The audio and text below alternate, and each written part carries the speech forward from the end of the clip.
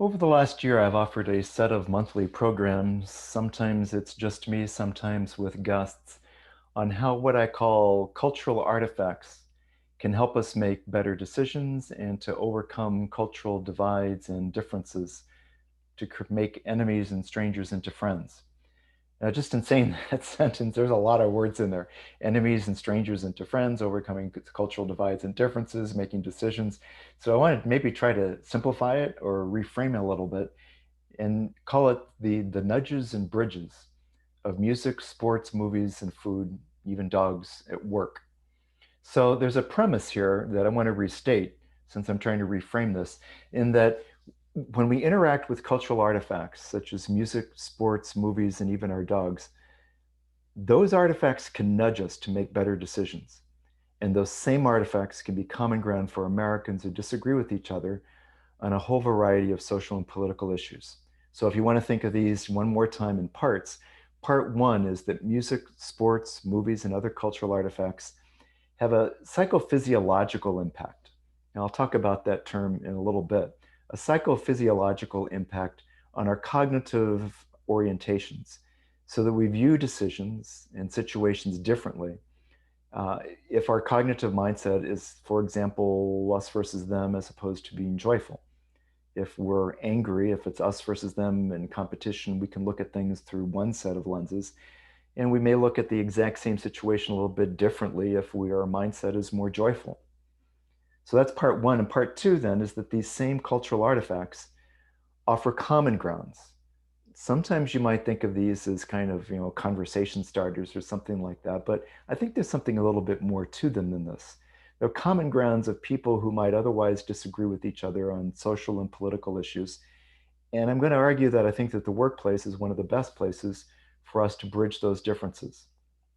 Now, to start this off in this sequence, let's talk about moral psychology and then these cross-cutting ties, which give us the common ground, and why business is a good place for these. So there was a famous moral psychologist, Lawrence Kohlberg, who wrote years ago. His work has been very influential. There's a lot of criticisms of it. I'm one of the people who do criticize it, although I think that there's much to be said for it as well. And when he said that there were 6 stages of moral development, that we increasingly can have the capability of becoming more and more ethical or moral psychologically as we go through life by increasing our capability in the way that we look at things. And I'm not quite sure I'm comfortable with the hierarchy that he says about this, although I think the categories are themselves interesting. But what it does open up is a notion of what's very popular these days, of looking at our cognitive biases, the behaviors that we enact, the unconscious biases that we have. There's a lot of psychology that goes into how we look at things and how that makes a difference of how we decide things. And so, what I'm going to offer here shortly is a riff on moral psychology, first in terms of translating it into how we can look at a sports game, because that's actually kind of an interesting way to think of how we can view something, and then how we can think of music as being a way to put us in a different state of mind. Then the cross-cutting ties has a similar kind of a dimension, only it's more pointed outwardly. Back 50, 60 years ago, there was a lot of writing, and a little bit more recently, most notably by Robert Putnam, talking about how Americans used to volunteer in all kinds of different associations, bowling clubs, community choirs, the Elks Club, the Lions Club, all these kinds of social clubs where you would you would join with people who you might otherwise disagree with on some things, but you were in it together for that particular thing that you were doing. It gave you a different identity. I'm no longer a Republican or a Democrat or whatever, but I'm also a member of that community choir or the bowling club or the Elks Club or whatever. It gives you multiple identities. And it may well be that that alto in the community choir that you're singing with differs from you politically. If you're in another section or even in the same section, but you're still there to make music together. And so it gives you another sense of identity. When you have these multiple identities, it's harder to dehumanize that other person, even if you disagree. In fact, in the midst of your disagreement, you might be more inclined to treat the other person civilly because they're not just the opponent in that political argument, but they're also my friend, the singer, my friend, the bowling partner. And so these cross-cutting ties give us multiple identities. And I want to suggest that these cultural artifacts may be ways in which we can have other kinds of cross-cutting ties. And I further want to suggest that I think that the workplace is actually one of the best places for this to happen, for us to realize that there are these cross-cutting ties and to identify with them. Now, I am a business ethics professor, and I have been so for about 35 years now. And the reason that I have a career is because businesses do some lousy things. Otherwise, they wouldn't need to have ethics professors teaching business students of what they're supposed to be doing. But at the same time, I think that businesses have a sense sometimes of the value of diversity. Yes, diversity in terms of race and gender and things like that, that we quite appropriately talk a lot about these days. But just the notion of diverse viewpoints, because the market is diverse and you get more ideas and more ways to think about things that can be helpful in producing products and services and servicing the market. And so in a lot of ways, businesses and businesses being global oftentimes have the ability or the need to be able to put diverse voices together. And so in a lot of ways, I think that the business organization is a place where we work and where this actually may have its most impact. Now, let me start off because when I talk about cultural artifacts, I talk about a lot of them. Now, even in that title of music, sports, dogs, uh, movies, cuisine, art, photography, and there's a lot of them you can throw in there. Let's just start off with music. Music is a good exemplar because it's so universal. Although I want to be careful about using the term that music is a universal language, because there are cultural differences of what we think is good music and what we think is not good music. And what one culture thinks is one thing may not be the same thing that another culture thinks of. At the same time, music does have what a colleague of mine at the University of Texas, Kathleen Higgins, has called a psychophysiological power. Isn't that a great term? I love that word. I'd never heard that term before, but a psychophysiological power. And what she means by that is that it gets into our bones. You don't just listen to a piece of music and appreciate it intellectually. You just don't hear it. It does something to you. I was doing a variation of this presentation to an addiction recovery group, and they were very skeptical of me. You could tell that when I was walking in to do this presentation of using music in order to put yourself in different orientations or states of mind. They're very skeptical. But I started to play excerpts from my playlists. I'm not going to play them in when I give this to you here in about another slide, but I'll at least reference them. And when I played those pieces of music, most of them which were from a different era than nearly any of them that I was talking to, they were much younger than me. But you could start seeing them nod their head a little bit, or tap their finger, or tap their toe. There was one or two of them that even started to sway just a little bit because it does something to your body. It gets into our bones. Music isn't something, again, that we just intellectually appreciate. It has an effect on us. Cultural artifacts generally have an effect on us, and maybe music more than any of them. Now, again, I want to be careful of whether music is a universal language or not, for the reasons that I talked about in a second. But there are some things that are musical that do seem pretty universal. One of them is what researchers called IDS, or infant-directed speech. The way that parents, particularly mothers, talk to their babies is very consistent from culture to culture. How they coo to them, how do they sing to them, the sing-songy rhythm that they have to them to comfort them, to put them to sleep at night and give them rest, or to have fun with them. It's very, very similar. Or there's a way in which that is universal, and there is a way in which our minds, our brains are so wired to be musical that we can turn something that is not musical into music. There's a fairly famous researcher at the University of California, San Diego, Diana Deutsch, who took a recording from an old voice recorder, before cell phones and everything, when we had voice recorders that you would have on your kitchen table or something like that. And there was a message that, if I understand the story correctly, was cut off and then was repeated. And the words were, sometimes behave so strangely. And those words kept going on, sometimes behave so strangely, sometimes behave so strangely. And if you listen to it, keep listening to it, your mind turns just the tones from the speech into music. So it becomes sometimes behave so strangely, sometimes behave so strangely, sometimes behave so strange. Your mind, now I'm doing that with my voice a little bit, but they've done this with experiments with school children, and they just start singing along because our minds convert the speech into music. There's something of our musical mind, so that music is part of our human nature. It's a natural instinct.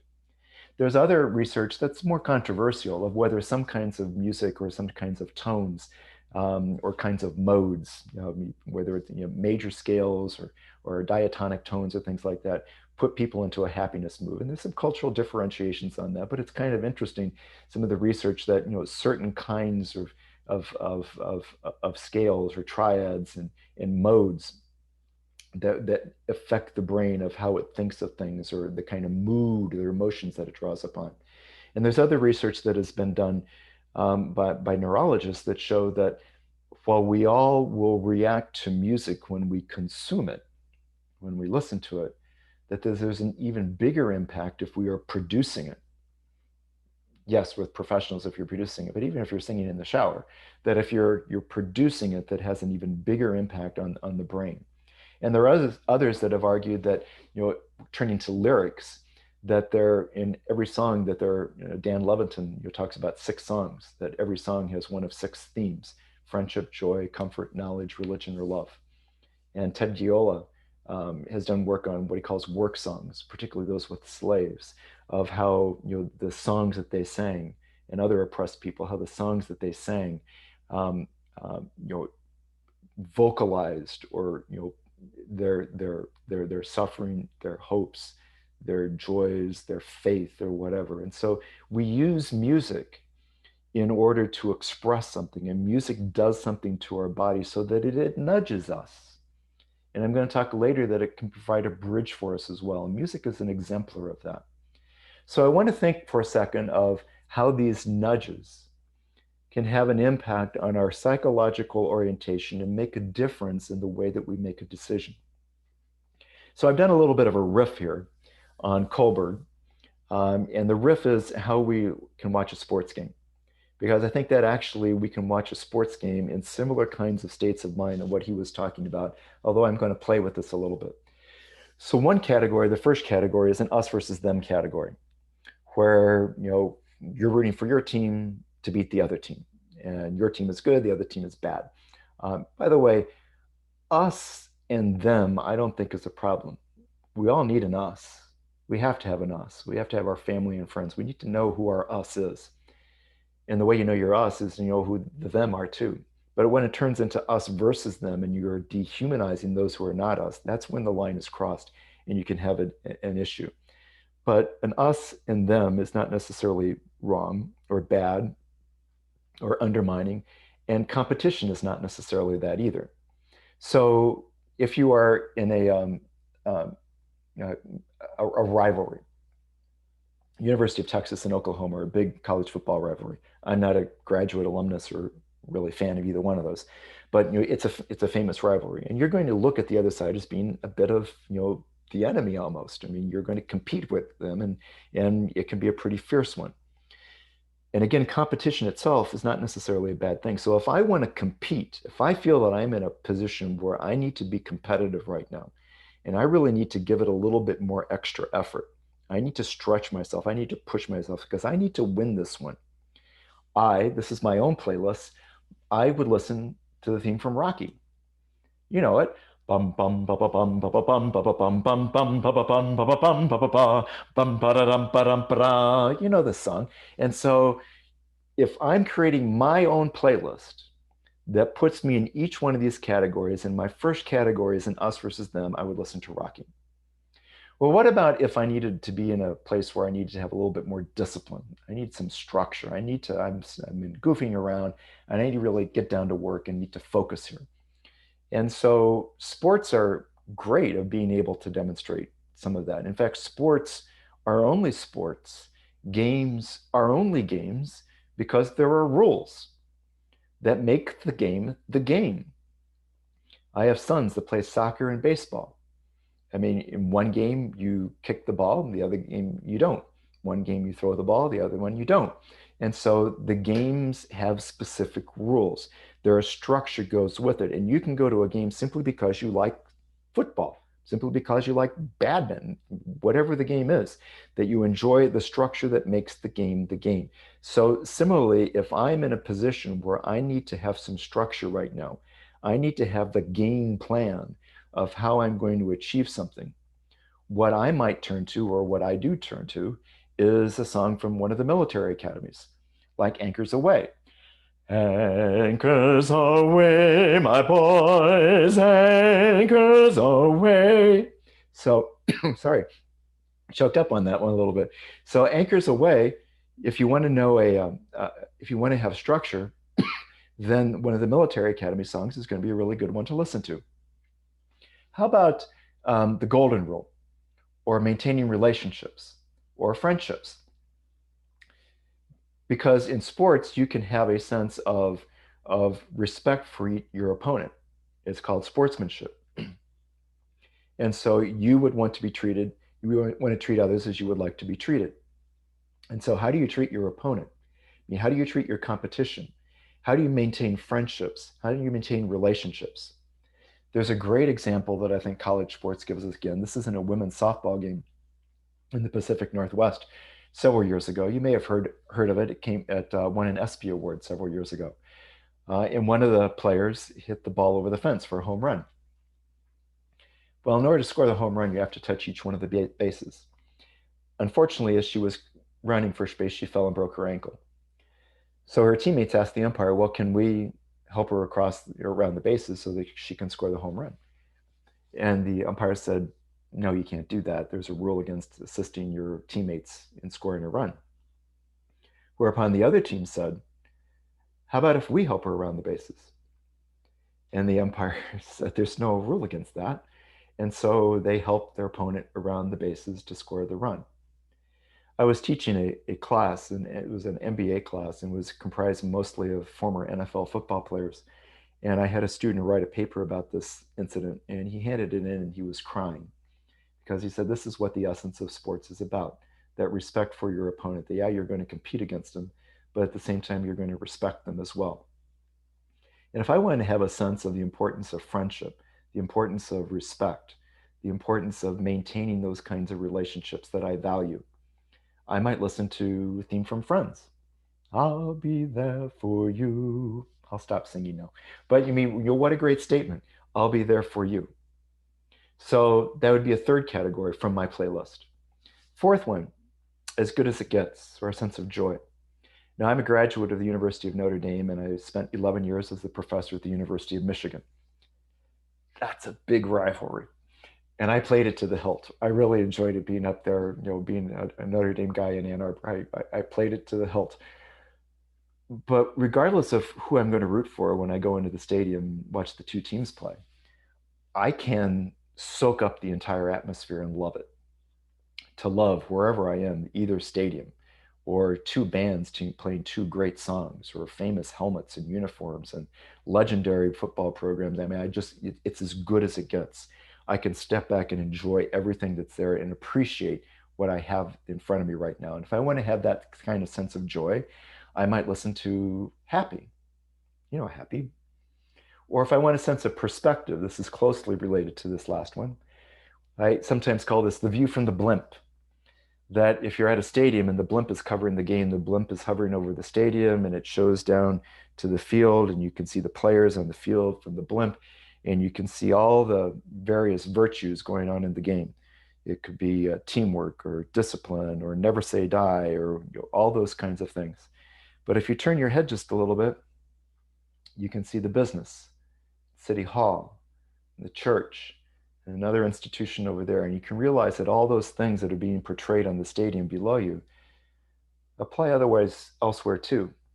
And it gives you a sense of perspective. So if I am stressed and things are going too fast and I want a sense of perspective, I may stop back, go and listen to Top of the World. And you have different versions of it. You can do Imagine Dragons more recently, or Carpenters, depending on how much gray hair you've got. And so Top of the World. gives you a sense of perspective, like the view from the blimp. Or sometimes things are, just so special that you feel like you've transcended life itself.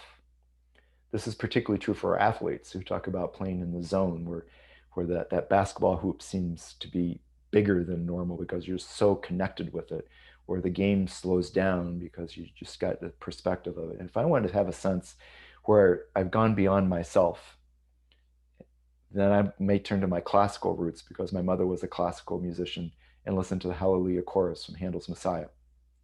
And then there's a seventh one here that I call movement. And that is within each game that I've gone to, using sports as the analogy, I might find myself in each one of those states of mind during a particular game.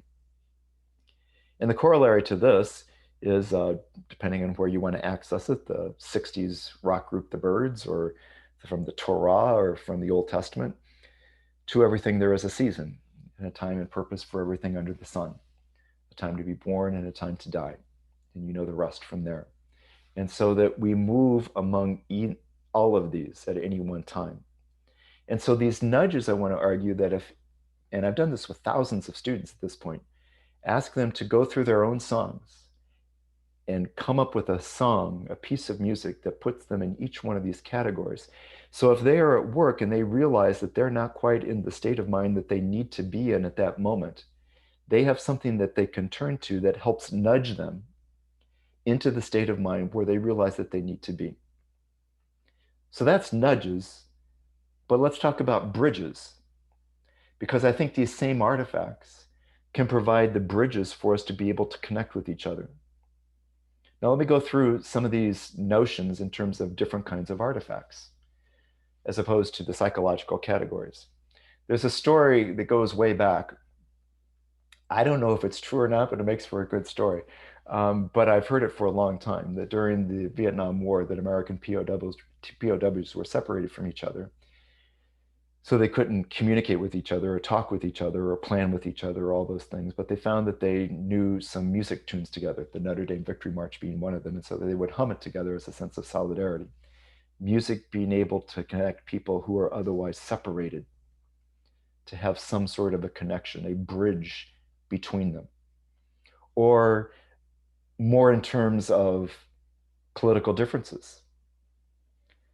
I had a professor when I was doing my PhD at Northwestern who liked to talk about how the categories that we use in order to identify who is an us and who is a them are very fungible. And we can be on the same side at one moment and a different side at another moment.